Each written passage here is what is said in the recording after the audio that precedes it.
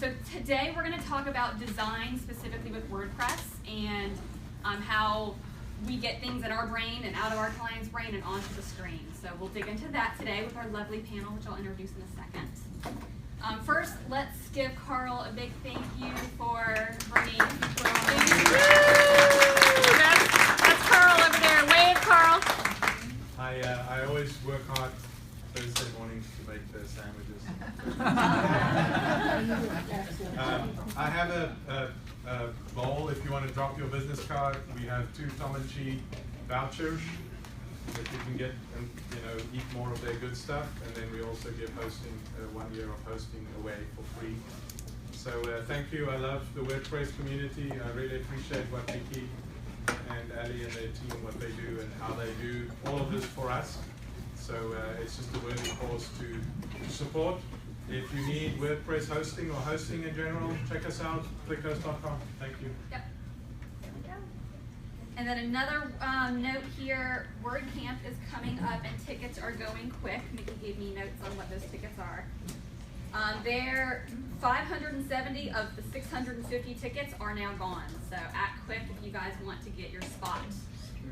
And on the website, you can go to the button right here on the right, and you should be able to reserve your tickets right there. And jump on the train. And what's the count at this point? Here's 30 tickets left, so we can see how many are left. Here's 30 left. Oh, Anybody? 81 for the main one. Yeah, I don't know. Oh, no. About the Yeah. different breakdown. So we have 21 tickets left Did it go up that for time? most of these people who want to talk about design. Oh, there you go. So jump on it.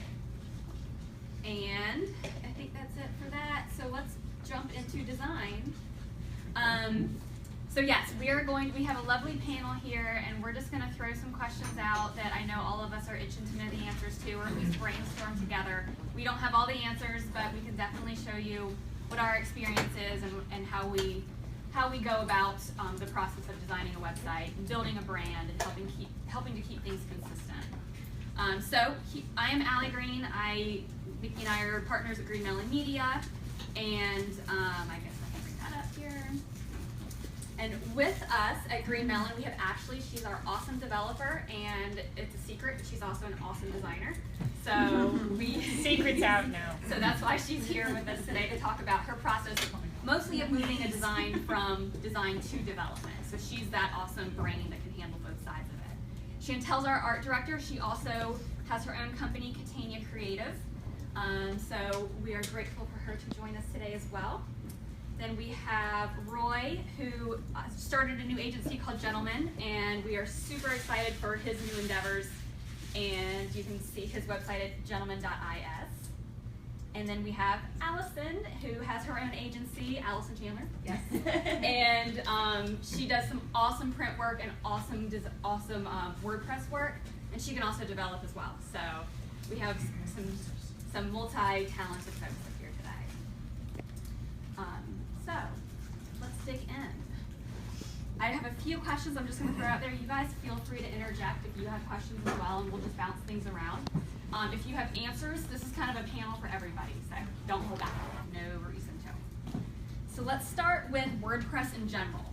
And why do we choose WordPress, and do we ever deviate from WordPress, and why? What is the place for WordPress, and does it serve all of our needs across the board for all of our clients, or do we find that it falls short sometimes?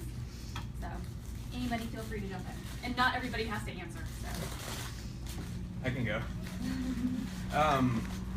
I do it all based on the client. Lately, working with restaurants a lot, they don't need a lot of functionality. So maybe I'll get like stones thrown at me, but I use Squarespace sometimes for restaurants. Boo! I thought so. But a lot of these other clients, they need these things that WordPress can provide, that it bridges that gap between building a site from scratch and Squarespace, because Squarespace is limited.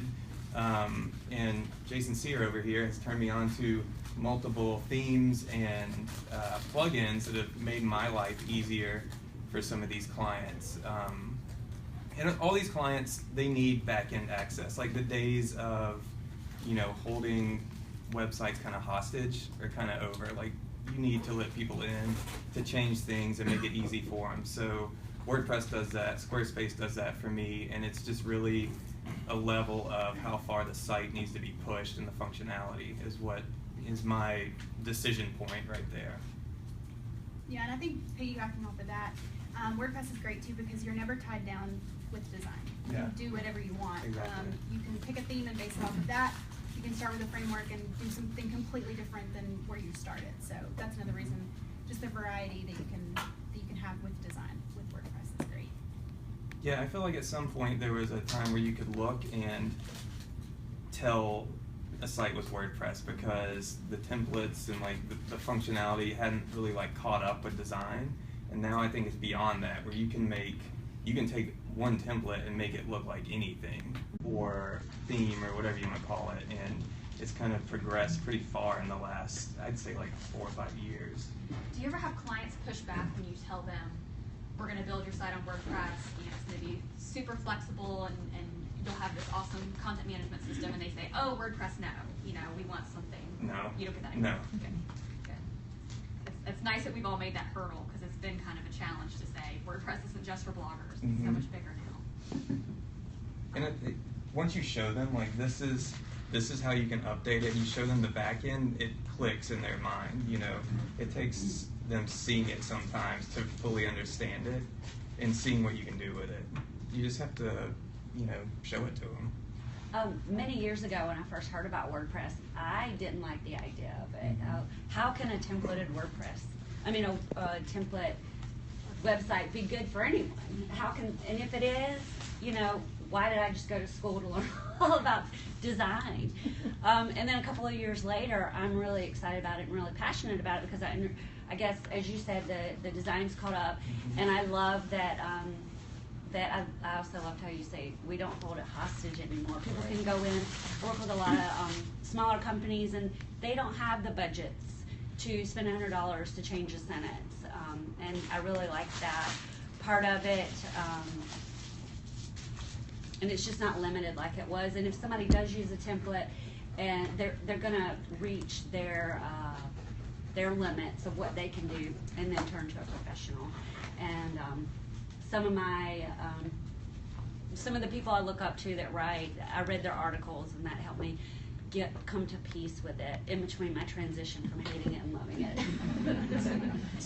You went to WordPress therapy. Yeah. Ellen Lupton helped me out.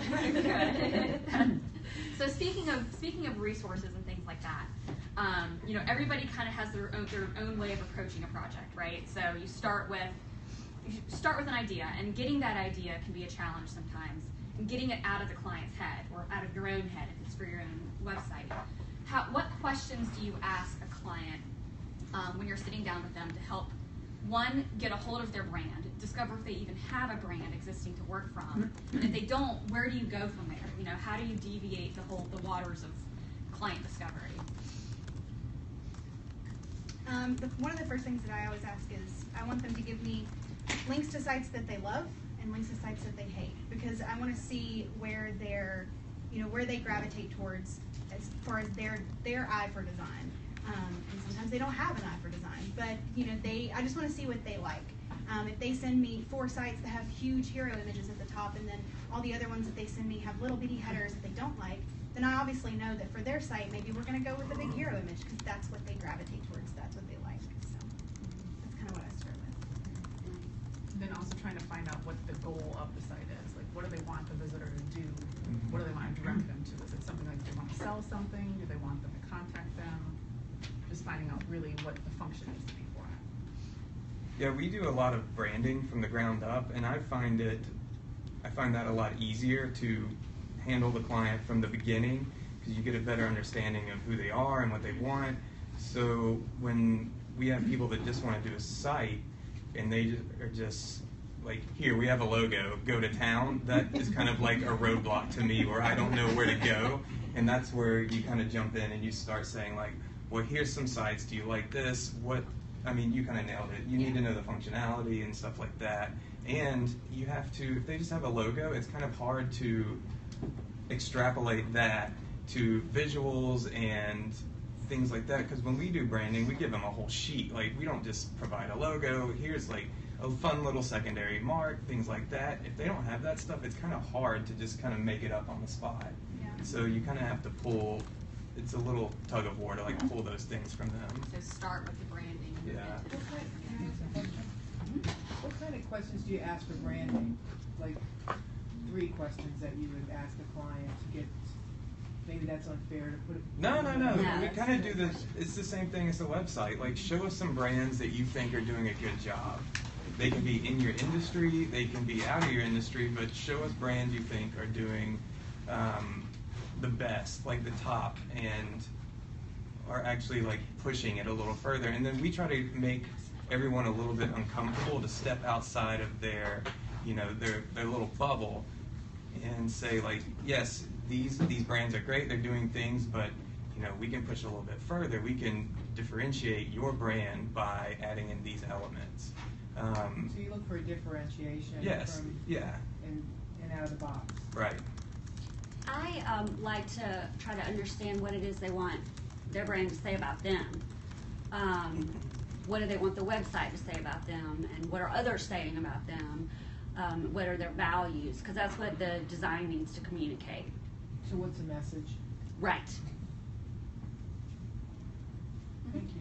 How do you move a client to your point, you know, maybe it's a big hero image, or maybe it's a design that you clearly know is maybe outdated or old. How do you move a client forward past that and kind of lead them in a direction that's more, you know, people are using today? Yeah, I'll take that one. Hey, Showing guys, them other- would you repeat the question? Because sometimes it's hard for the Periscope viewers to hear what the question is because it's behind the microphone. I'll repeat for him. Wondering how we can move clients from an old design, from something that's not working for them, not converting for them, maybe into something that's going to be more optimized for their needs. I think showing them samples of, you know, what you're thinking. Sometimes you have to blatantly just do it exactly for them to show them, so they can see their logo in that design. But otherwise, I think just showing samples that are similar really helps. You don't always win those battles, but Yeah. I feel like it's our job to like at least try to explain. Like, you know, I've had clients that they're really gung ho about sliders, and they're like, you know, don't really enjoy doing sliders, and here's why I don't like to do them. You know, trying to explain your point. I always have to try to have a point behind what I feel. It's not just my opinion. There's a reason why I feel that way. Right, and there are statistics out there that show, and really getting analytics on the website if they don't already have it. So can I dig into your analytics and just find some conversion points that are working for you, and maybe find where people are dropping off.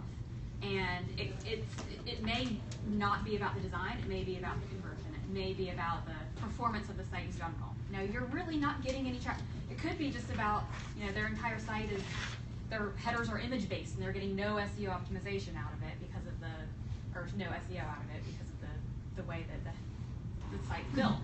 And you can kind of push them in a new direction. Say, here's why. Or it might not be mobile responsive. Most of the older websites aren't mobile responsive. That's an easy sell. You know, you can't just magically make it mobile responsive.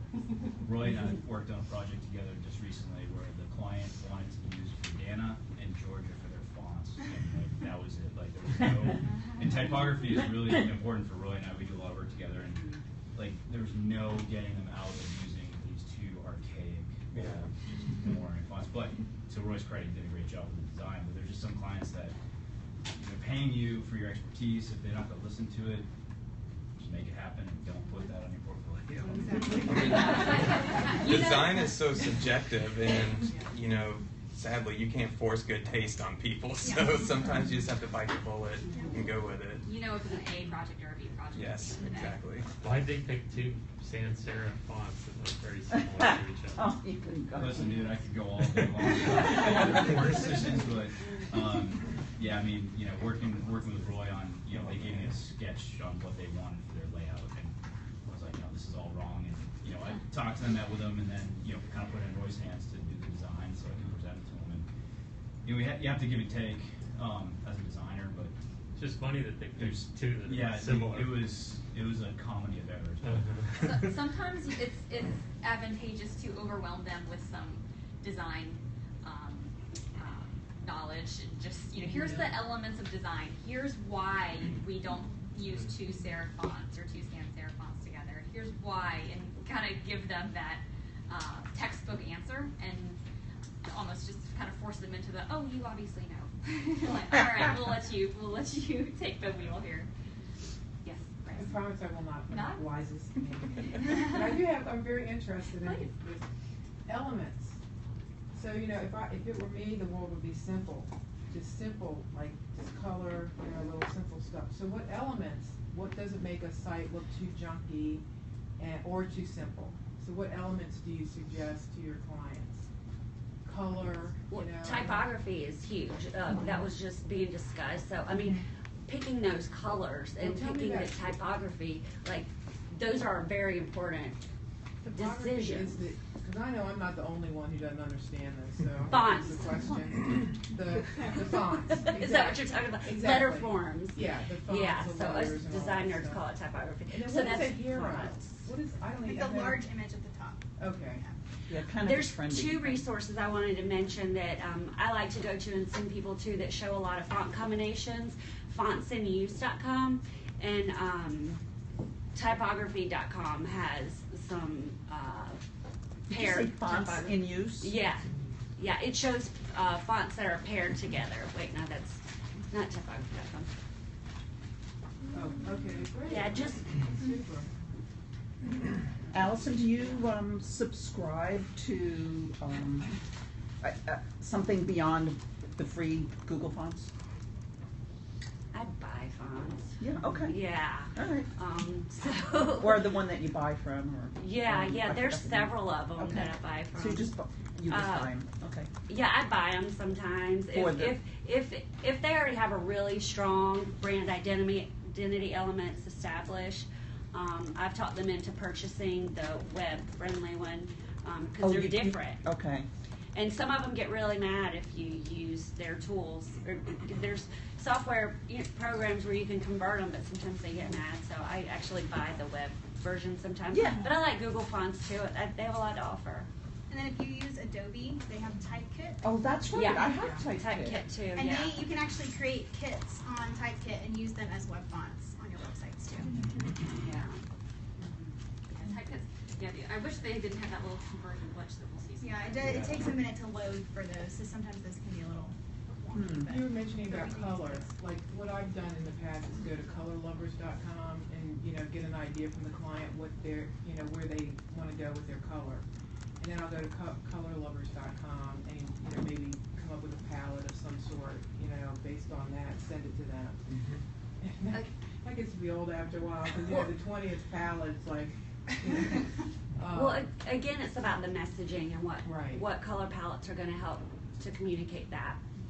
And you would, so do you literally know what colors mean, so. I've studied them, yeah. Like orange is, McDonald's, of course, orange and yellow that makes you want to eat, I think, and red makes you want to work out. And then so sometimes that- it is more about trends or their favorite color. I've had clients want to use pink and purple, and I'm like, are you 12? Yeah. I did win that battle, but it was a tough one. Did you say, are you 12? I did.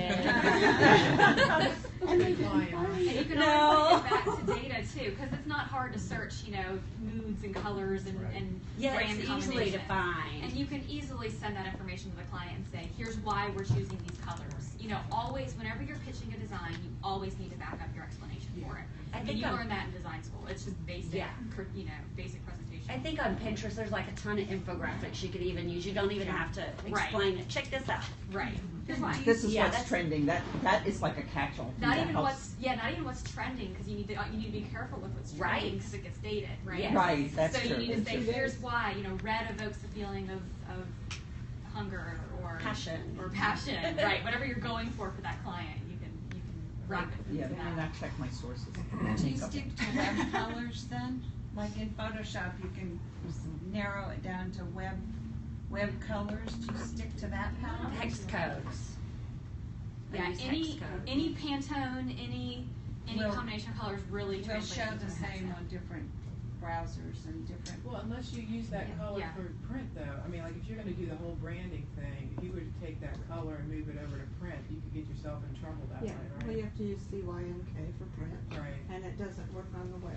Nope, nope, you can't Right, send, yeah, if you send something CMYK in your email, it's gonna look very, very 80s. Right. We always check our Pantone books, you know, just make sure that the RGB values and the Pantone values, the RGB values, and the CMYK values are consistent, because sometimes you will get a color that doesn't translate perfectly, so you take that into account when creating the brand. On that point, I purchased it's from Pantone, and it's one of those fan books. It's a single fan book that shows you the colors in all those manifestations at once, like right The across. bridge, it's called, yeah, the bridge. Oh, that's it. That's what it's called. Yeah. So that saves a lot of. Yeah. It's That is Pantone. definitely worth the money. Pantone Bridge. Pantone Bridge is the books that we use at Wireframing. Yes, the fans, right? Right, That- but their bridge series will compare CMYK and RGB. Yeah. And give you the hex breakdown. Exactly. Yeah. But the truth is, no matter how fine-tuned that is, the client's monitor is not gonna show it in the right color. Right. And his friend's monitor and his son's monitor is all gonna be different. Yeah. And you have to be prepared to address that. Yes. You know? That's a The good. best we can do. And your printing will always And come out wrong. that's why, if they don't come to me with branding already done, I make them go out and find colors they like on the web, on their monitor. And that way they're gonna like them. And Nice. to give Rose, to give you my thought on elements on a website, it's not something that you just kind of pull out of thin air. It's really about presenting the brand and getting the brand. So back to what Roy was saying, start with the brand. Don't just say, oh, you've got a logo, we'll see what we can do with that. Because when you create a brand, oftentimes you build out a pattern that works with the brand, a texture that maybe goes with the brand, you know, the color combinations that go with the brand, and the typography and the fonts that you use with that brand. All right, what a pattern, texture, and what was the other thing? Typography, pattern, texture, Fonts, colors, typography. cologram. Yeah. And then layout, And then too, right? I mean, So layout comes next. So define your brand, define your colors, your fonts, your logo, your textures, your patterns.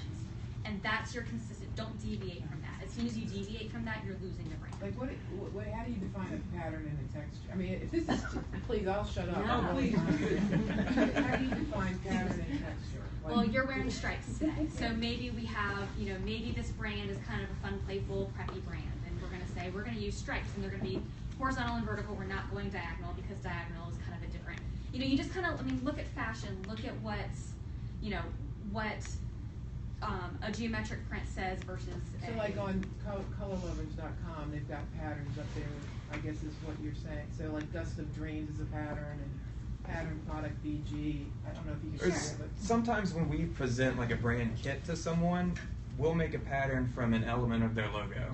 Say they have a cross in their logo, so we'll build out a pattern that is crosses repeating, and that's just an element that can be used, you know, in print and web, all around, just to add a different layer, and it gives some depth to the piece. Yeah. And then when it's used repeatedly, it always communicates back to them. It's a identifiable element. Yeah. They can carry that through Bonding thing. print or whatever.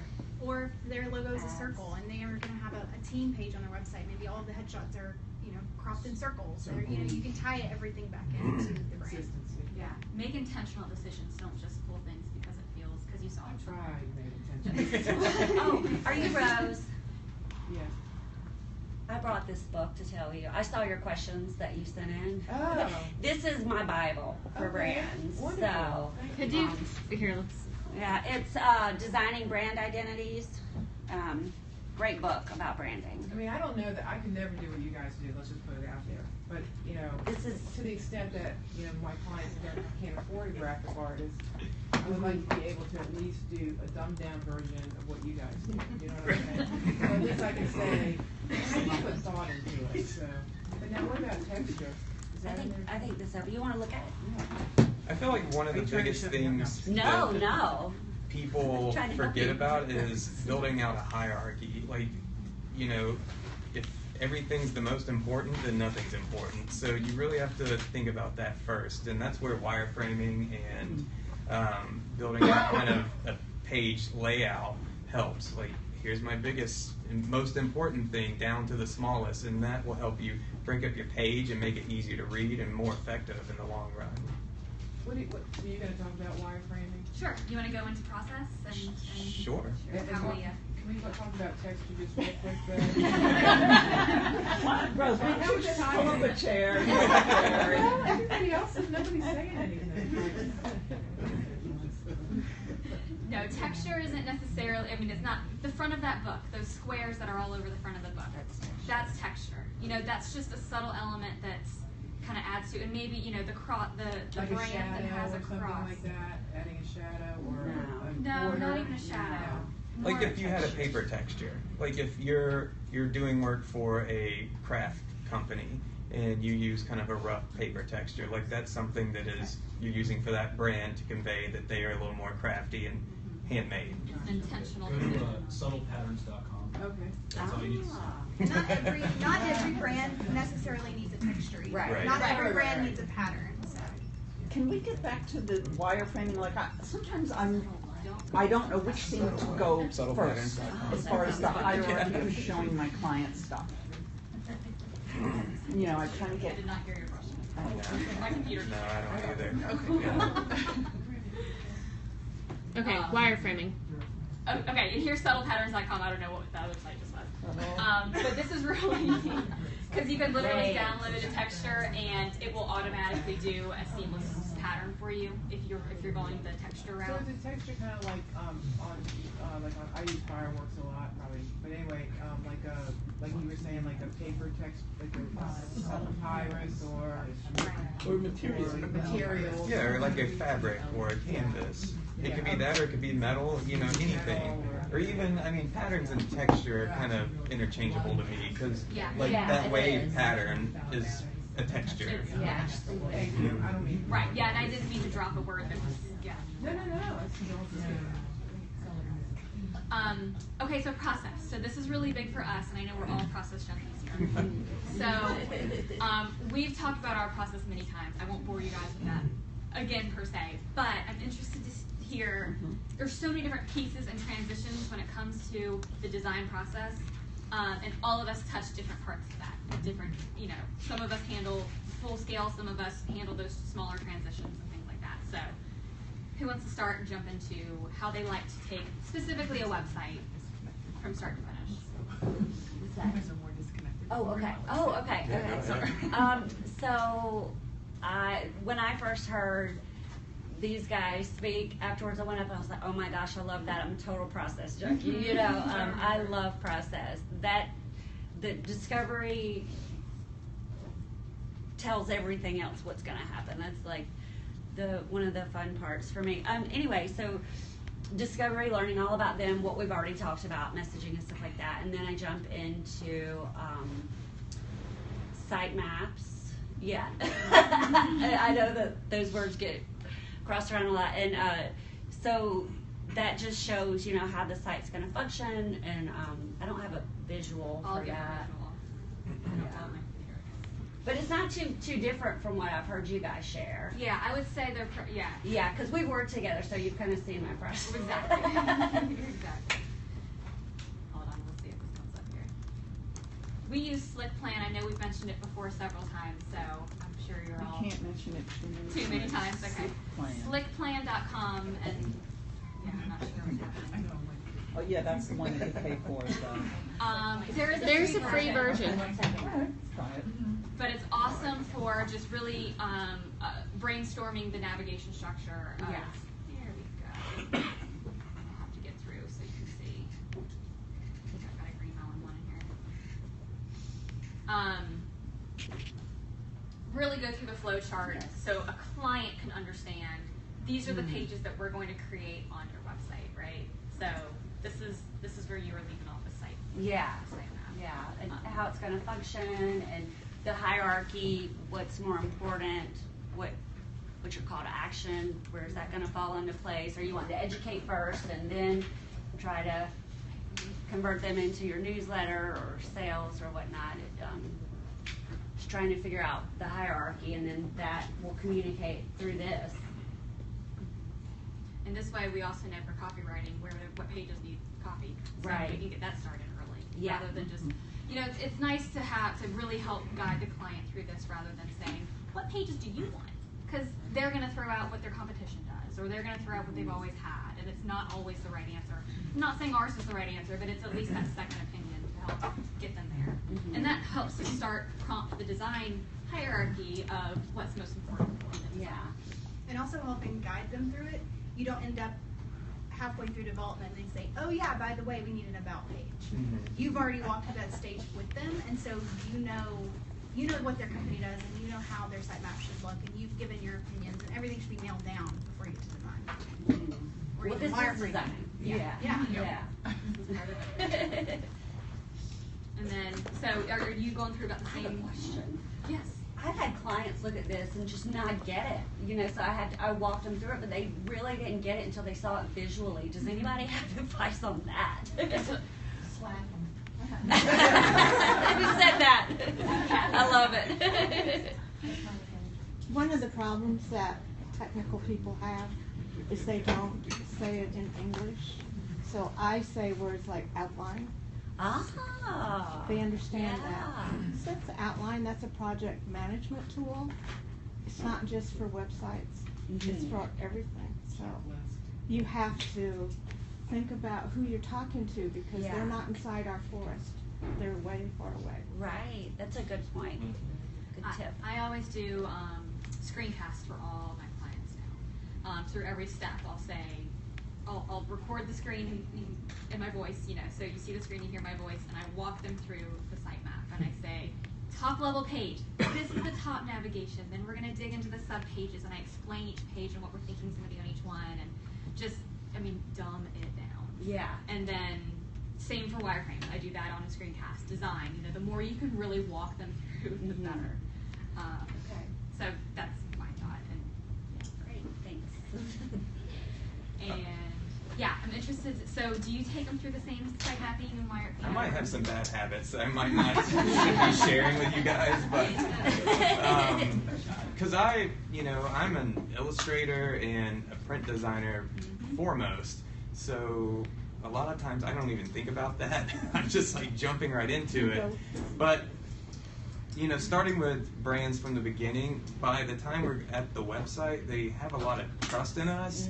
So it's kind of, we're leading the discussion and kind of telling them like, hey, we think you need about, you need this, you need this.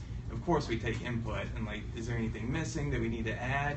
And by that point, they kind of know what they're getting, and then I'll take like an hour or 2 hours and I will just start pulling stuff like crazy from the web, from wherever, and dumping them just on a board, a mood board, and just being like, this is what I like. And sometimes I send that to them to be like, is this the vibe that you like? Because we think this is, relevant to your brand. And sometimes I'll just go ahead and start designing. And do you find you have more iterations in the design phase? How many times do you typically go through revisions? It's different. If we start from the beginning with the brand, there's Right. not a lot of revisions, because they've already, we know them, we really know what they want, and we can present it to them and usually nail it. If it's a brand coming to us kind of cold and just saying, hey, we have this logo, we need a website, then you're making it up a little bit as you go. So there's a lot more showing them and trying to feel them out and build that relationship. So, it's kind of, it's all in how you start, to me. What is the mood board? A mood board is just Is like, something online storyboard. well, there's different tools online, but like I said, I'm an illustrator, so I'll open up Illustrator and I will just start dumping. I go to a couple websites that are kind of,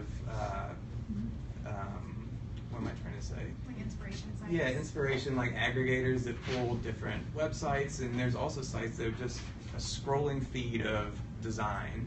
I go to designspiration.net, awards, AWWWARDS for websites, Site Inspire, and then And you just screen print it or whatever. I just drag it straight from the web onto an Illustrator artboard. So you make Yeah. Or you can do literally a board. Yeah. Yeah. And sometimes that you can make 2 or 3 mood boards, you know, that are color, messaging, feeling, and that's where you can kind of really start to get an idea of what the client likes. And you said you make yours in Illustrator? Or in design. So do you ever start with wireframes, or you jump right into design?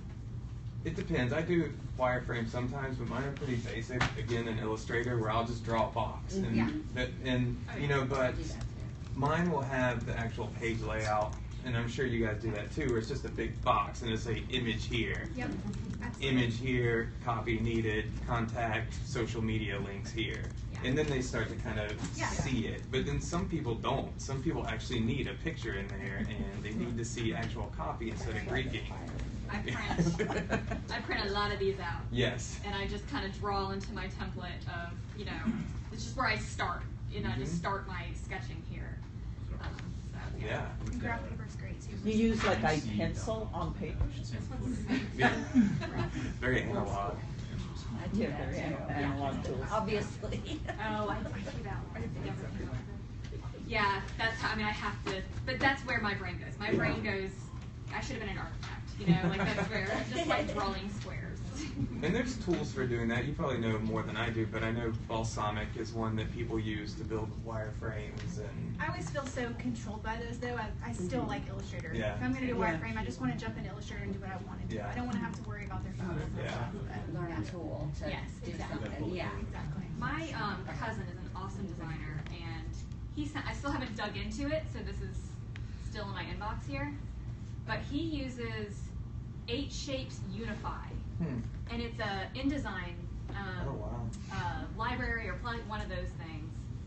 And it's hard to get to, but 8 Shapes Unify is something I've been wanting to look into for wireframe. It says unify.h shapes. Huh. And it looked like this when I got to it, and I just stopped. So I haven't gone any further. It was not friendly to me. But it's full of squares. It's full of squares. But you literally download it and install it into InDesign, and Extension or something. Interesting. so I've been really. So I've been really wanting to dig into that. So anybody, I can't speak to it yet, but my cousin lives by it, and I don't know. InDesign's my happy place. No, it's yours. That's what I use InDesign. And I use Illustrator for my wireframing right now, so if I can get into InDesign for wireframing, it would be a good place to be. So this is my next venture. Yeah. And then after this, I always provide like mock-ups. Pretty much every page, you know, at least like the home page and like a sub-page, you know, because then you run into less revisions once you're developing and things like that. I guess that's pretty obvious, but some people don't. And then if you're designing for like mobile too, which I know WordPress like somewhat handles it for you sometimes, but their Photoshop now, you can plug in your phone to Photoshop and turn on this new feature, and it'll show you exactly how it looks like on your phone, which I found incredibly. Really? Yeah, you just plug it right in. I've seen all this integration. Oh man, I love it. You can plug your iPad in, and it shows you how it looks on your iPad. So it's really So great. you can do that in your browser, right? Yeah. Is that not the same? Yeah. I think you signed up before development. Before development, yeah. Oh, wow. Oh, yeah. It just Okay. like it links right to Photoshop, and you can scroll. I mean, you can't like So click is that through. for like if you're doing an app layout, or if you're designing Yeah, mobile exactly. first? And Yeah. you can, I see. I don't know. What is that?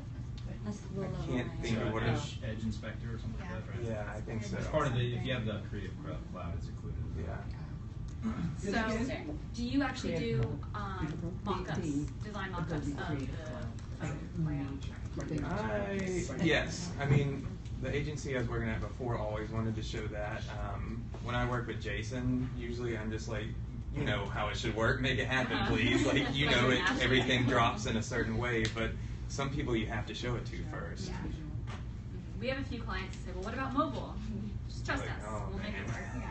But I will say, it's impressive when you think through mobile, because we were working with a company the other day, and literally on mobile, what you would think would, you know, your logical way of the way the website would bend and flex happened, but at the very top, it was just a big phone, like just call us. And I was like, oh, you know, that's really smart, just to kind of change the entire message of, well, Was that an accident that it turned out? No. Oh. It's very intentional. Changing the call to action from what you would do on a browser on your screen to what you would do on a phone. You literally just touch it. Yeah. Well, yeah, for these restaurant websites that we've been handling lately, and Jason knows this too, I think 80% of people looking at restaurants are looking at it on their phone. It's like, it's actually closer to 90%. So, they need to know the phone number, the menu, and where it is. That's like the main thing. So having to search for a restaurant phone number. Yeah, it's ridiculous. If you look at, And if they're not clickable. Yeah. Right. Yes. if you look at, I did a restaurant here locally a couple years ago and did some research on restaurants just in the square. Almost all of them have menus on their website, but they're PDF files. Yeah. Right. Horrible. Yeah. Right. So I mean, from a design PDF is point for of view, printing, it's not for viewing. Yes. Keep that in mind. So don't just throw a PDF up on the website because it's easy, And it's not accessible. And it's And not it doesn't get picked up by the right. robots. or whatever. Exactly. Oh. Does anybody here use Divi? yes. Yeah, I think, Jason has there's Yeah. one. I've got- I think Probably like elegant 30 themes. plus sites on Divi. Yeah. I use it quite a bit. Don't they have like a little function there where you can disable certain elements or modules on mobile and desktop? Yeah, 2.6 allows you to do that, Mhm. which is pretty cool. So you can disable certain modules on mobile, on tablet. I don't use that a ton. It just depends on the project, but yeah, Roy and I actually work quite a bit with Divi, and it's very flexible. And it's pretty awesome. Pretty robust. And one of the reasons why I don't want to hijack, but one of the reasons why we use it is for, it's not really a framework per se, but I use it as a framework. What's great is going back to the earlier discussions that we can hand it off to a client and they can manage it super easy, once it's delivered. But from a design point of view, if you look at Divi, you think like you kind of might be handcuffed to certain, certain layouts. But, Roy's given me projects where, the websites don't look like they're using Divi at all. I can get it to usually 99% of his mock-ups are pretty close. Yeah, I try to make Jason's job hard and try to break it, and he always figures it out. So. How do they scale for high traffic sites? What's that? Divi, does it do well for high traffic sites too? Oh yeah. Yeah, I mean I've got some sites that get a fair amount of traffic and it loads super fast. It's pretty awesome. DIVY. DIVI. It's not for, some people, look kind of frown upon it because it is a theme. I use it as a framework and Are we talking WordPress? It's a WordPress theme. Oh, I'm sorry. Okay. It's from Elegant Themes.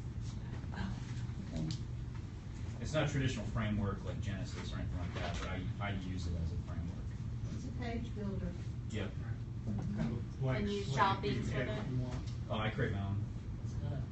It's not a page builder. There's a Divi theme and then there's a Divi plugin, and they separated the two. So you can just use the page builder too if you want. Which, if anybody here uses Divi, you might want to update it today because there's a vulnerability. So I'll be updating 30 websites. There's a what with it? So Google's got a new standard that they're introducing, and they've got a bunch of big players involved in it, accelerated mobile pages, and it's the whole mobile thing. And one of the things I saw in it was, the summary was, it's going to be great because it'll be written for mobile specifically. But from a design perspective, a couple people that commented on it said, looks like we're going back to 1999 so that we can serve up, enhanced mobile pages and a better mobile experience. So, and I know we kind of went through this whole flat UI design thing, and it's we've been around since '99, so we went through several stages of design, and just wonder, where the designers see, design in the future, and specifically for mobile, and the whole idea is just to make it simple, simple, simple, and so we're going to be going back to white pages and blue links, and but at least it'll work great on mobile. So. I mean, with millennials, it's just going to be pictures and bye. So it's just going to be slide by, slide by. Like design's going to be, yeah, that's all they want. So it's kind of scary. So what about call to action? And maybe this will segue into like call to action. What specifically do you do with, maybe, I don't even know if this is a question, with design elements for for that purpose. Like to get the call to action to stand out, Yeah. or again, a couple different things you can always do. Color is one thing. We just did a site where just going development with it, where we kind of made a path, like a dotted path that kind of took your eye down the page to get it to, so just a good visual to keep a flow going. It's like back to hierarchy. Like you really need to decide where it goes and how the eye is going to flow to it. It just seems so, I don't know, just to put like a color behind it and make the letters white. I mean, a little button. I mean, is that still? Try writing a story first. Try, rather than just saying, let's pick a color and make it stand out. Before I start wireframing, I actually kind of write the story of the brand and how I get to the call to action, which is the one that Chantel was talking about. I literally wrote the story of just bullet point. I mean, just first I do this, then I do this, then I apply, Oh, I see. A So, roadmap, like. right. And I literally will just do the little narrative, like, well, I come to the website and I decide I want to look at their programs, and I look at their programs, and then I come and I want to learn about how the programs affected people. I'm like, oh my gosh, these people are doing great things because they did the programs. I want to apply. So I think through that process of the buying cycle, essentially. Right. I mean, it's basic. It's marketing 101. What's the buying cycle and how do they get there? And then you can figure out how to make the call to action highlighted on the website. So, of course, it needs to be top of the fold. That's still a thing. Right. But how do we tell the story to get them there to convince them also? So it's half messaging, half color, half story. Yeah. So let me ask you this, and maybe get into it. Where does the content fit in for you guys? Like, do you feel like you can't start your design until you have the content, which includes calls to action, or can you design and then plug in the content later? I prefer to have the content first. Just because it can drive you visually, like you've got great visual words. I mean, that can really. And sometimes, I work with copywriters. Sometimes they have different ideas, that you can collaborate with that might make it a little bit more simple for the user. I know. My dream for every single project would be to have my copywriter next to me as I wireframe. I mean, I just literally want them to brainstorm headlines with me as I write that story. I want those headlines to be visual, and I want them to resonate with the page as you go down. So I want a little twin here that can just literally just give you words, and then we design the words and make them pretty and turn them around. But it's definitely an ideal. So it's hard. It's almost like you've got to collaborate with them. Whoever's writing the copy. I mean, I'm to the point where I don't even start working with a designer until I have their content. Because it's so hard, having been on the design side to try to build a site without knowing what the message is, or I mean, I'm not a writer. Or how much space is needed. Right. There's nothing worse than getting design nice and done and having Greek in there, and then you get like 4 pages of copy and you have this much space to put in, and you have to start Like, all did they over. not see the design? Exactly. It's like, I do a lot of ad building. I have to know what they want to talk about, and it's usually something nobody wants to care about. That's the challenge too. But on the other hand, 4 pages of content is inappropriate on a website most of the time. Oh yeah. So Lawyers do not believe that. We know.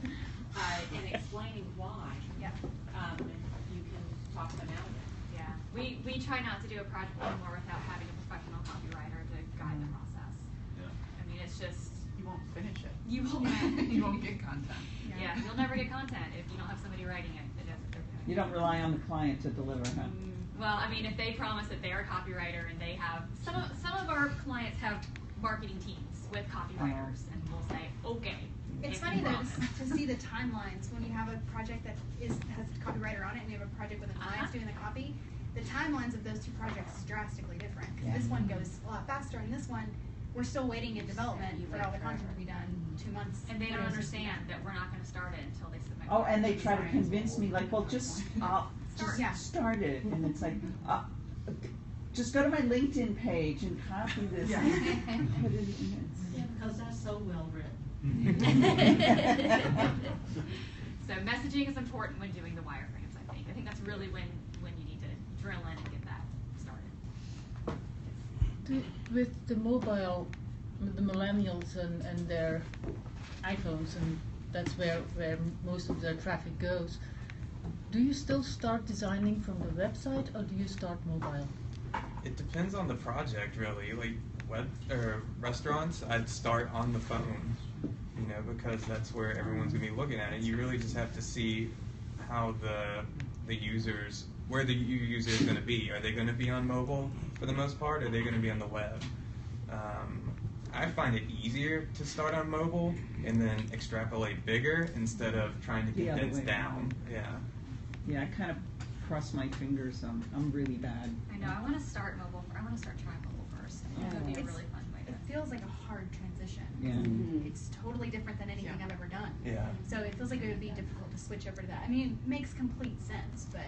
But it's like the worst that's situation. backwards I to see it me. as the worst situation. Well, maybe Yeah. not for a restaurant, but for any other site. Yeah. It's like, well, this is the worst Yeah. way anybody could look at. It's not the I'm best coming from a print experience. background, so Yeah. for But if me, you're it's looking like. at analytics and You want the bigger most of space. the traffic is on mobile, then That makes I sense. know. you should Yeah. I just definitely don't. Yeah. want I like to cut on mobile. I start cutting images because, you know, it's got to be quick because I hate looking at a site and like digging through on my phone. So I just want the content that I'm there to see. So Maybe that's Jason and I will cut images, we'll cut like copy, we'll cut a header, and it'll get pretty bare bones while still trying to make it aesthetically pleasing. Right. Yeah, and no matter where you start, you always need to pay attention to mobile. So even if you start with desktop and you get it all done and it looks great on desktop, you still need to make sure it all works. You know, check iPads, check. Yeah. There's the extension that we use on Chrome, Viewport Resizer, and you can click the different size devices and it'll shrink down and show you what your website looks like on those devices.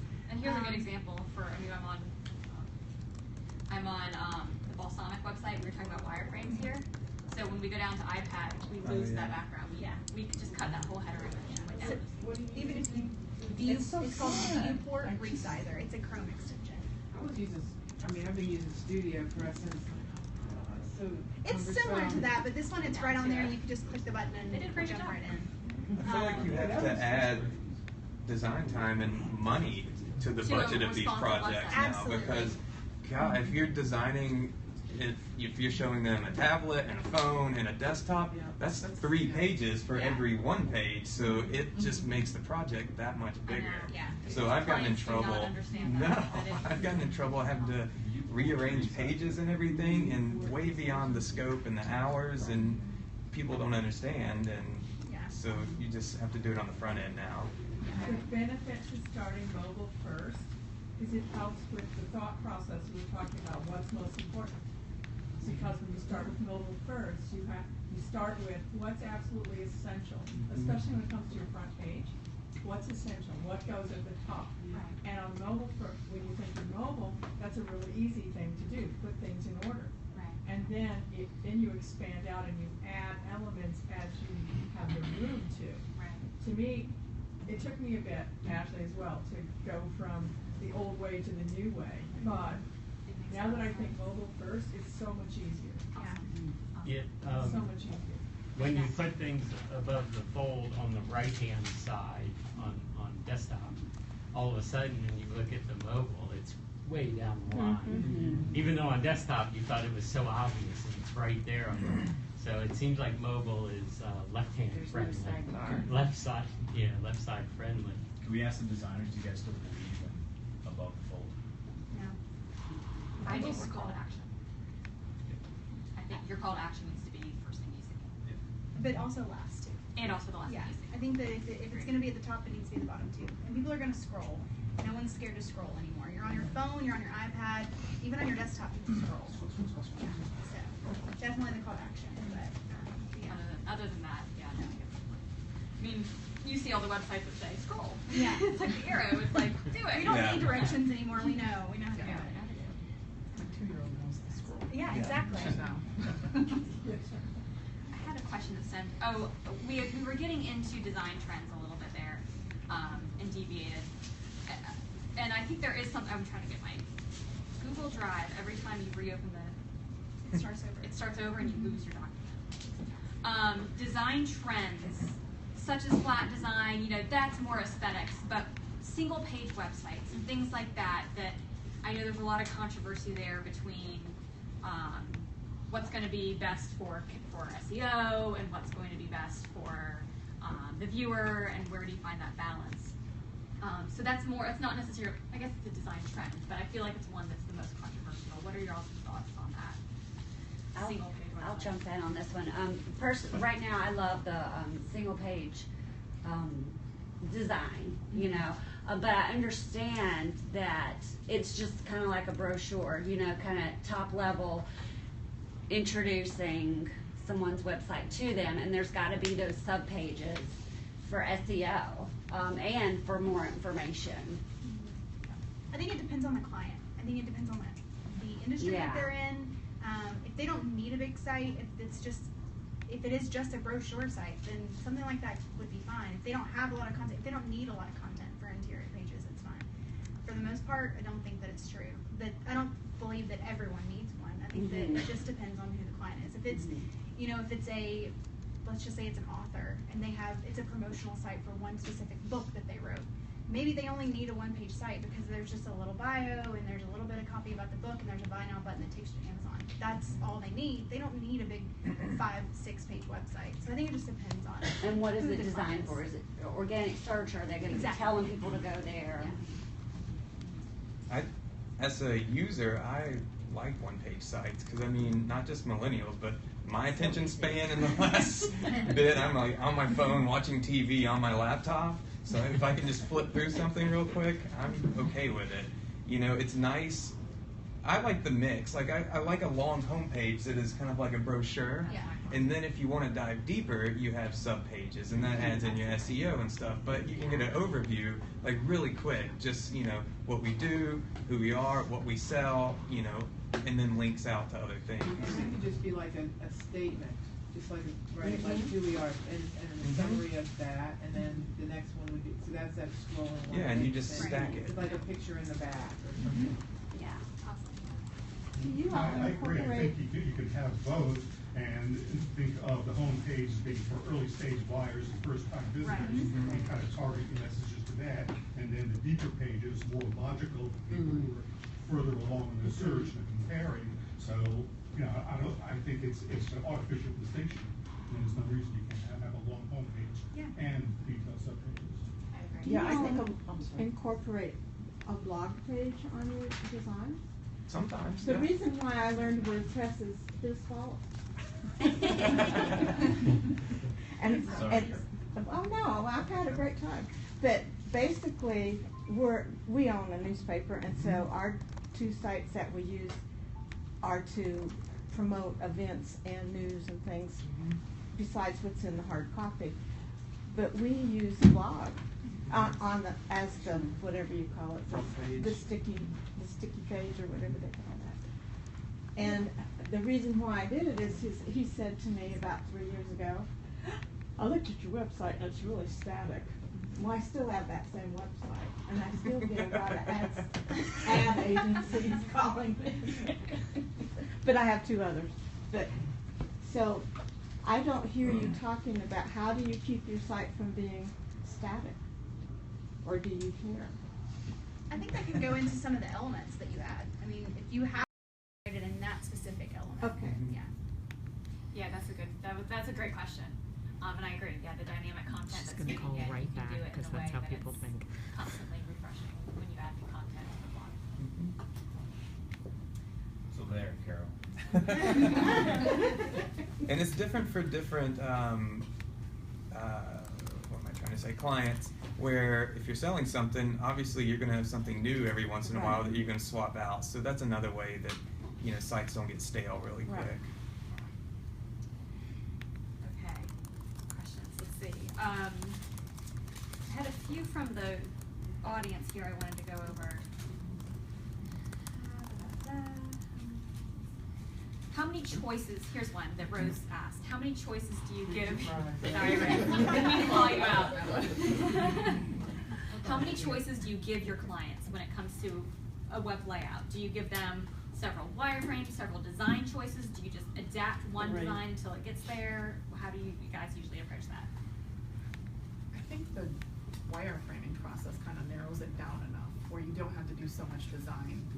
You can, you know, we probably present one design concept at that point, and then you're just making minor tweaks from there. Here's a follow-up question, like a logo. How many variations would they do of that? Working at agencies, I've seen that getting so out of control. Well, and here's the other thing, how does somebody like me pick a graphic artist to do a logo? Because I've had nothing about the graphic artist, but it's There's more good and about. bad out there. Yeah, but I mean, it's like, how do you know that they're going to really get to the, get down with the Look at their client portfolio. and get the message and do, because I've had, and I blame myself, because maybe I'm not, being effective in introducing them or whatever, the client and the, I don't know, anyway, that's, but how do you pick a graphic artist for your client? What is the best way to do that? That's sort of an open question. kind of educate yourself, but you want to make sure they're asking the right questions. And like as far as logos, you always want to make sure like they're going to provide all the file formats that they need. I usually do at least 3 to 5 concepts. I think if you do too many, But I'm talking about the people get actual design, overwhelmed. like the design. How do you know that they're a fit? I sound like extra hippie saying this, but That's all right. it's all feeling. Everything we do is feeling to me. Right. I've had a client recently who has already put a down payment on, first 50% of a logo, didn't have a good feeling, met with us, and then just lost that money because she knew we would get her something that she would prefer. So I think after meeting people and, dig through their portfolio. Are they doing stuff that you like, that you think is going to be a good fit? Right. That's Everyone probably- has a style, you need to look at their style for sure. I just want to say, I agree. You have to look at people's portfolio. Hopefully they're showing a lot of their logo work on their website. And also when you speak with them, I would be very uneasy about somebody who's going to say, well, I'm going to give you a dozen ideas and each one costs X. This is not, the one thing that makes me pretty nauseous as a designer is people who brag to me about how they went on Fiverr or they went on some, international website where people compete for the scraps of $2, $5, $10. You want to work with somebody who's intelligent and smart and is culturally in the zone of what you're doing. And some people have more of a niche, like a specialty for this type of very corporate look, or this type of this sort of ethnic-y thing, or this kind of industry. And you want to look because people have a different touch and feel, and also the way they speak, because anybody who says they're going to give you more than a half dozen designs and charge you $100, Preach, back away. preach. Back away. Yeah, they're recycling designs. And what you paid for. We decided when we started this agency that, I, coming from an agency background, had seen the amount of choices that, the principals wanted to give clients, like getting out of hand, where I felt like, as a designer-client relationship, you should know your client, and if you can't nail it in like 2 to 3 max, I feel like you're diluting your ideas just to make other ones. Like there's never, there's might be 1 or 2 different solutions, but once you get past that, you're just kind of reaching and trying to do things just to do things, in my opinion. Yeah. So we, there's 2 of us, we give them 2 options. I'll do one and he'll do one, and that's usually been good enough. Well, not to say you didn't try other ones in that process, Right. but there's Right. the ones that worked and were the most Oh yeah, if you saw my artboard, there's ideas all around, but in the end, it's just 2 that they get, and that's worked so far. And there's been a lot of epic fails on big name logos. If you just poke around on the web, like the Gap, JCPenney, the Hillary logo. There's a lot of people and a lot of chatter about how does a logo speak to someone? How does it communicate? And how things can become very diluted. I think the guy who owns Uber just changed their logo. It's super lame, and it's like, why do you take something that's good and then break it? And you can learn a lot online, just like what makes a good logo. Right.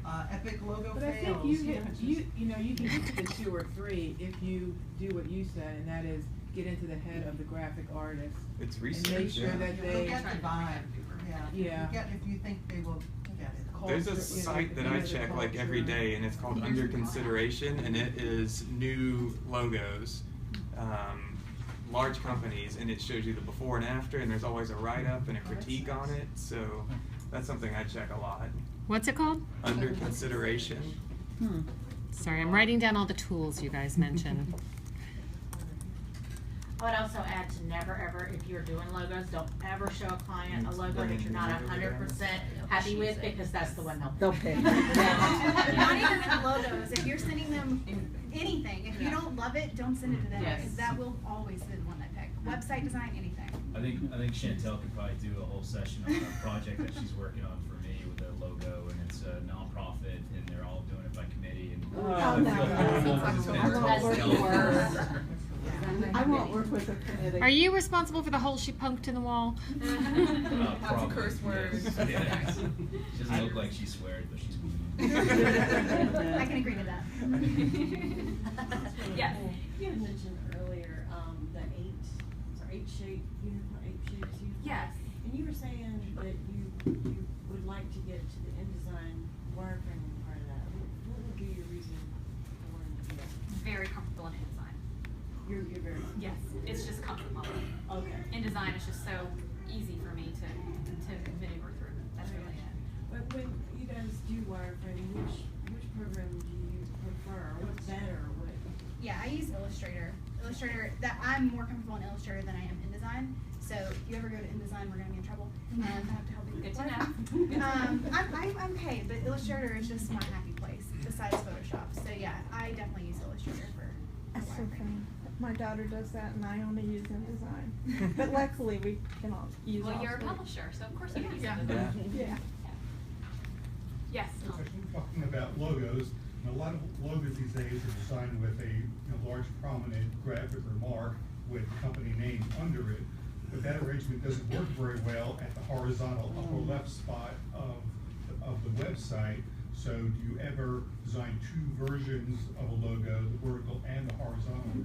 Yeah, that's where we over-provide. We'll give horizontal, vertical, with the mark, without the mark, with just the words, black, white. So you might, the logo folder structure is huge. Because you don't want to run into those situations where you're sponsoring something and your logo's horizontal, but everyone else is square, so yours is tiny. It's nice to have those options. And you also don't want to be that designer that they end up going somewhere else and they're like, well, they only gave me a JPEG. Yeah. So you want to provide them with everything. With That's why you get what you 72 pay for. resolutions. Yes. I'd rather have all that than a JPEG. I mean, I work with big companies who all they have is a JPEG for their logo, and they have no communication with their designer, nothing. Whereas I've worked with other designers, and they give me like everything I could ever want for their logos. And it's you get what you pay for. I want to go back to your wireframing question. I know you were kind of digging for more there. But really, we probably stay in the Creative Suite, in just Adobe and Illustrator, because that's where we live. Not saying there's not other options out there. The one I just had up was Balsamic. And I know that that's people seem to like this tool for wireframing. I couldn't get into it. It was too restrictive to me. But that's an option. And if you Google for wireframing apps, there's tons of them out there. I think Adobe even has like fun ones you can just do on the phone now. You can literally on your phone draw some squares and they snap into place and turn into a wireframe. That's really so many options now. Or even old school, just graph paper. I was gonna say, like I was showing before, I start everything. I was working on one this morning too. After I do my, after I do my sketches, I move it to just my sketchbook, and it turns into something a little cleaner, and then from there it turns into something cleaner, and then I move it to a computer. So you've got to get your ideas out when you're completely free, just your hand. It's like writing, read, draft. Right. You just have to. I met a guy at Cool Beans on the square. I hang out there a lot, and That's his office if you're ever looking for him. I smell coffee all the time. But so I met this guy. He's really cool. He's actually a designer. And he works for a firm in Seattle, but he lives here. But he's like a UI designer where he works on like $1 million projects. And we're just shooting, and he showed me like all his sketches. And like he starts with pencil and paper, and then he starts getting like super artistic with the sketches, and then like he does this whole process all the way up to full mock-ups. I don't know what tool he uses, but I mean he's like paper, nothing but pencil and paper, all the way up to full-on mock-ups. It was pretty interesting to see, because I'm not an artistic guy. I use Balsamic because it does the work for me. I cannot use Illustrator like these guys can. But I also start with pencil and paper because it works for me. should really, I mean, even, I don't know, you're talking web, right? Just web, yeah. But even logos, you know, you've got to start logos on a sketchpad. You know, I've got to start. I try to. The first mentor that I had forced me to fill up 5 pages of my sketchbook for one logo. She said just 5 pages. Yeah, and so she said just fill it up until you cannot think of any more ideas, and then go through and circle your favorites. Bring those to the computer, and do not touch a computer until you get to those ideas. It's challenging. One of my first design classes in design school, we did logos. I remember our instructor had us do. We had to come to class with 100 sketches on tracing paper, and never in my life done 100 sketches since then. But that project was just mind blowing because you're not on a computer at that point in design school. We weren't allowed to use computers. We do everything by hand, and it is very freeing. It's very freeing to just step away from the screen, get your ideas on paper before you start looking for inspiration. But yeah, I think it's important no matter what project you're working on to start on paper. Yeah, your ideas are going to come from, and we were talking about this the other day at work. We were saying even like Chantel's scarf, like maybe I start seeing a linking pattern there where I can start forming some kind of neat shape, or you know, I see your stripes and I can kind of start look around you. I think one of my favorite logos came from a concert I was at, and they had some kind of fun animation on the screen, and I was like, I think I just, you know, it clicked. Our tagline for our company, I was in New York at a Broadway show, and one of the songs they were singing, I was like, oh, that's our tagline, I just got it, you know? And it's like, you gotta surround yourself with things that are inspiring, or else you're not Well, gonna. even like if you take photographs, and you know, you can use photograph, like I took some roses that had opened up really beautifully, and I just really got in there with the camera. And That's then art, just that's design. put that into, you know, and That's a pattern. It's a header Yeah. now or a hero, whatever that is. Anyway, yeah, so, yeah, I love that idea. Don't feel like you have to start for inspiration. You know, all of the sites that we were talking about, Award and Design Inspiration and Site Inspire, Behance, Pinterest. You know, we could go on and on with all of these different places you can start looking for inspiration. But don't forget that you can look around and kind of say like, oh, you know, we can do a highlight of color because, you know, my hair has, I mean, just anything can really start to pull inspiration. Order through Target. Yeah. What? Order through Target. Yeah. Target Shop knows windows. what's going on. Yeah. Do not discredit Target. They know what's going on in that. But not everybody's born with a creative gene. And so I'm not saying everyone can be, design's not for everybody, and that's why it's hard to teach. It's just, there's just. Please notice which Green Mountain employees are not sitting at the front table. Nikki and I will be happily sitting over in our corners. You guys do. You have your input. You have your input where I can't. I still like Georgia as a font. I want to do one more question before I think we hit time. Is that okay? Because we haven't talked about taking a design to either a theme or a framework, or how do we do that migration from taking it from Photoshop or wherever, so you take your wireframe into Illustrator, then you probably take it into Photoshop and do your mock-ups and various things. And where do we go from there? For me, at least, at Green Mountain we use Studio Press, and I usually start with the same theme, although none of our sites look the same. But what I like to do is, as soon as wireframing is done, Chantel starts design, but a lot of times I try to get ahead of the game. And so I'll take the wireframe that's final and approved, and I'll open my WordPress site, got the theme installed, and I just go to widgets, and I start dragging things in where they need to go. And a lot of times I'm putting like, this is the header. Like I'm kind of recreating the wireframe in the widget area. And I'm just kind of like placing everything where it kind of needs to be, and then once design is done, I can grab that design file, start cutting things out the way they need to go in, and place them where they're supposed to go. So that's kind of like the step between, I guess, development and design. Which child theme is? We use Minimum Pro a whole lot. I don't think you'd ever know it because you can't tell. Right. But, I mean, every time Chantel's like, which one should I start? I'm like, oh, Minimum Pro. Minimum like, just Pro's do whatever gonna you be want the to biggest- do. Yeah, Well, the- it doesn't the mean blankest anything. canvas. Yeah. It's just really simple, and I know it like the back of my hand. So it's really easy for me to just jump in, and I know how to change things, and different places. So yeah, that's the one we always start with. And if you wanna add a widget, you can too, Yeah, right? absolutely. I mean, like, in the back end of things. Yeah, you can always, there's So you don't have functions to- you can throw in that. I've been using Divi since Jason turned me on to that, and they provide a Photoshop template with, you know, grids and guidelines and stuff like that. So that's a good way to start for me. Which one? Divi.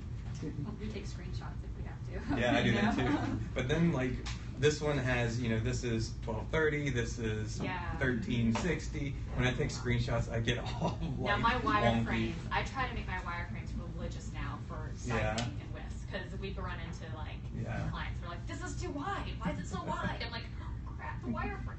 Look at it at 100%. You know? But yeah, that's what I do. Is I start with that basic framework that lets me know I can go this wide. I can, you know, here's if we're going to say above the fold, here's what it is, and then I just start, you know, dumping it in there, and then I hand it to Jason and let him make it. You have to know how to use Photoshop. That is a bane of my existence.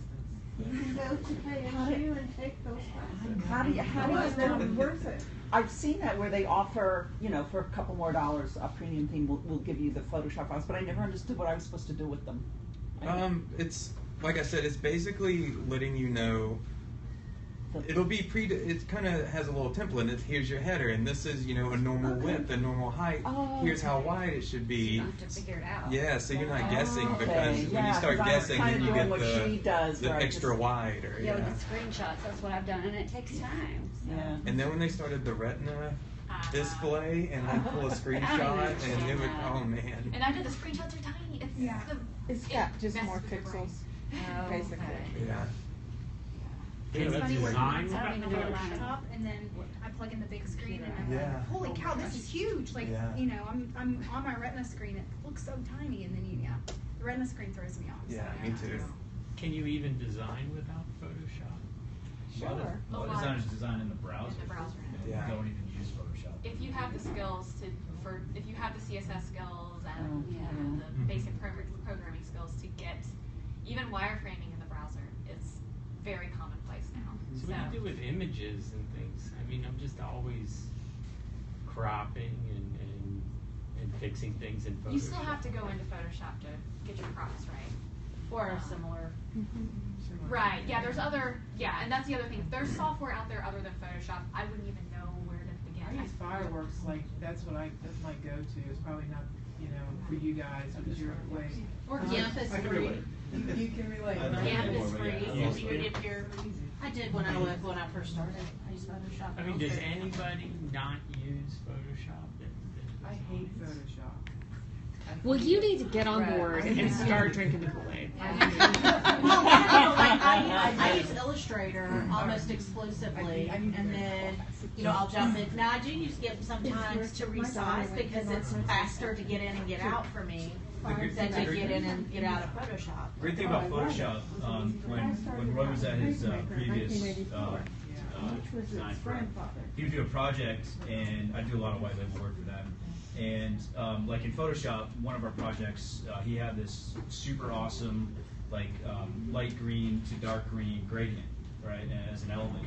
And with Photoshop, the newer version of Photoshop, the current Creative Cloud, it's super easy for me to go in and grab the CSS and all the stuff I need, and it makes my workflow, I'm not really a true developer per se, but it makes my workflow to build the site super fast. So, you know, Photoshop has some great tools if you're the designer and the developer to make, you know, take what you see on the screen in Photoshop, get certain CSS elements that you need, and then apply them to whatever theme or however you build your site. So I mean, it's awesome for me. I mean, I love using it. You know, it gives me all the Photoshop files I need, and I can just bang out, you know, build a Have you learned how to use it, or have you always known how to use it? I'm all self-taught. I mean, it's He has a phone.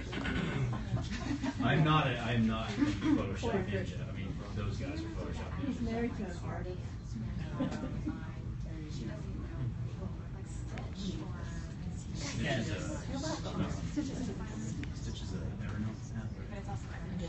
No, there's Sketch and Sketch. It was there, Sketch is Evernote, there's Sketches. A lot of people are starting to use that because of the fact that it's really cuts down on time. Yeah, And that's if the there's- one that people are going for. Sketch. And it's $99 Right. or something. So maybe a good alternative to Photoshop would be Sketch. There's a sketch or sketch? Sketch, like sketch it in a notebook. Sketch. I don't know. I've never. I downloaded it. It's really great. Yeah, the diamond. I knew it was a diamond. See? Yes. I would say too, She's a if visual you're a girl. developer and not a designer, partner with a designer. If you're a designer, not a developer, partner Right. with a developer. Right. You know, why do Right, spend make so much friends. time trying to do Yeah. something that you're not wired to do? Right. Don't force yourself into Yeah. something. Yeah, do what you do best. I mean, that's what I started doing. I mean, I used to do design and build out and everything, and I just saw the light and I hired. I use you know, two of the guys up there, Chantel and Roy, quite a bit because they can give me the designs way faster than I could. Yeah. I mean, Roy can turn around stuff in like 2 days. It takes me 4 weeks to do. And it makes the projects go faster. But that's what he's good at.